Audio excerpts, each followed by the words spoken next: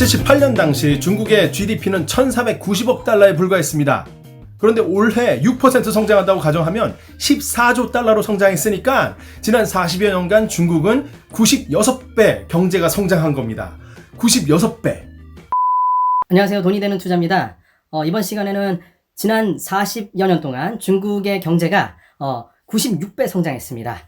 가파른 속도로 성장해온 40여 년간의 성장의 궤적을 한번 빠르게 살펴보겠습니다. 3분만 투자하시면 여러분들은 중국의 40여 년 경제 역사를 한순간에 마스터할 수 있습니다.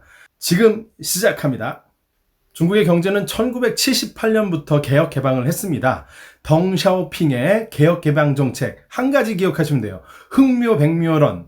뭐냐면 돈이 되면 뭐든지 다 해라. 사상적인 거 뭐고 다 없이 그냥 돈 되는 건 하자. 돈 벌자, 잘 살자 이겁니다. 하자마자 잘 되는 게 어디 있겠습니까? 그래서 78년도에서 92년도는 어떻게 보면 완만한 성장을 기록을 합니다. 중국이 본격적으로 도약하기 시작한 시대는 어찌 보면 강택민, 장쩌민 시대라고 볼 수 있는데요. 강택민 서기가 집권한 건 1992년부터 2002년도까지입니다. 이때 중국은 상하이 심천을 중심으로 경제 특구를 만들어서 대외 개방, 그리고 세계의 공장 역할을 하면서 엄청나게 많은 재화를 전 세계로 수출을 해내기 시작했습니다. 중국의 대외 무역 규모는 폭발적으로 증가해서 78년도 대비 10배 증가를 이뤄내는 엄청난 성취를 이때 이뤄내는 거죠. 결과적으로 이 시기에 중국의 경제 사이즈는 이제 세계 6위로 도약을 하게 됩니다. 후진타오 시절 2002년부터 12년까지 시절인데요. 이 시기에 중국의 경제 성장의 키워드는 도시화라고 할 수 있습니다. 낙후된 중국의 농촌 지역들을 도시화시키자. 그래서 성장하고 물건은 많이 팔아서 돈이 쌓이니까 이 쌓인 돈 가지고 중국에 투자를 하자. 중국의 도시화 수준을 선진국 수준으로 올려놓자. 그래서 고속철도도 깔고 공항도 짓고 항만도 짓고 중국을 현대적인 중국으로 만들자라는 것이 이 시대의 키워드였습니다. 강택민 시절에 돈 벌기 급급했다면 후진타오 시절에는 이제 인민들의 어떤 도시화 수준을 올려서 복지도 이제 신경을 쓰겠다.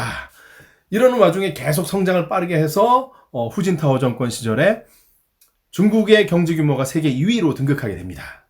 2013년도 드디어 현재 정권을 잡고 있는 시진핑 정권이 등장합니다. 시진핑 정권의 특징은 무엇이냐? 국영에서 민영으로의 대전환입니다. 뭐냐면 그동안 1978년부터 시진핑 정권 집권하기 직전까지 중국은 정부가 드라이브 거는 자본주의화로 계속 달려왔습니다. 국영기업들이 성장의 주역이었습니다. 그래서 지금도 마찬가지고 A주에 상장되는 대부분 중국 주식이 국영기업들입니다. 시진핑 정권에 들어와서는 이 국영기업들의 문제점들이 다 튀어나왔습니다.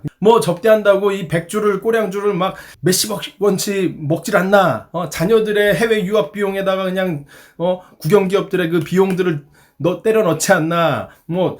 사재를 착복하기 위해서 막 온갖 페이퍼 컴퍼니를 만들어서 돈을 빼돌리기 급급했던 게 국영기업들의 공산당 간부들이었습니다. 이것들을 때려잡기 시작한 게 바로 시진핑 정권 1기에 시작하자마자 한 일입니다. 그래서 국영에서 민영으로 전환되는 이 변화를 우리는 알아야 중국의 현재가 보이는 겁니다. 새로운 성장 엔진을 누가 담당할 것이냐? 바로 민영기업들인데 민영기업 중에 잘하는 놈들이 하나도 없다 이거죠. 누가 잘해? 하고 봤더니 부동산 아니야. 소비재 아니야. 제일 잘하는 애 어디예요? 데이터 플랫폼이었습니다. 그래서 잘하고 있는 게 알리바바, 텐센트 이런 기업들이 해외 상장에서도 잘 되고 홍콩 상장에서도 막 주가가 날아가고 실적도 날아가고 인민들을 편하게 만들어주고 국영기업들의 비율을 한 번에 해결을 해주니까 시진핑 정권에서는 이 데이터 플랫폼 기업들을 이뻐할 수밖에 없게 된 겁니다. 시진핑 정권 들어와서는 데이터 혁신가들이 중국에서 뭔가 창업을 했다 하면 그냥 밀어주는 겁니다. 국영기업들 다 박살내. 너네가 해결해.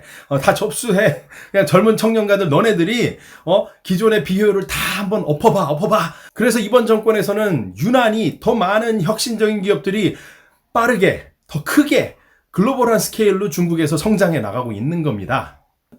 그래서 전 세계에 존재하는 1조 원이 넘는 유니콘 기업들 중에 거의 40% 정도가 중국에서 나왔다고 합니다. 이런 정책적인 지원하에 중국의 젊은 창업가들의 데이터 혁신은 오늘도 계속되고 있고 앞으로도 계속될 겁니다. 우리는 중국의 이런 데이터 혁신 그리고 시진핑 정권의 데이터 제고를 향한 야심을 잘 이해를 해야 됩니다. 그리고 그 구조적인 국영에서 민영으로의 변화, 그 과정에서 시진핑 정권이 왜 데이터 혁신가들을 밀어줄 수밖에 없는 상황이 되었는가, 이런 거를 종합적으로 이해를 해야 현재 무역전쟁에서 어떻게 중국이 문제를 해결해 나가고 향후 5년에 우리가 주목할 분야는 어딘지 그것이 떠오르게 되는 겁니다. 단편적으로 무역전쟁만 탁 봐가지고는 전혀 이해가 안 되는 세상입니다. 우리 앞으로도 함께 시진핑의 데이터 제국을 향한 야심 이해하고, 그리고 관련된 기업들 하나하나 잘 분석을 해나가면 좋겠습니다. 이상 돈이 되는 투자였습니다. 바이바이.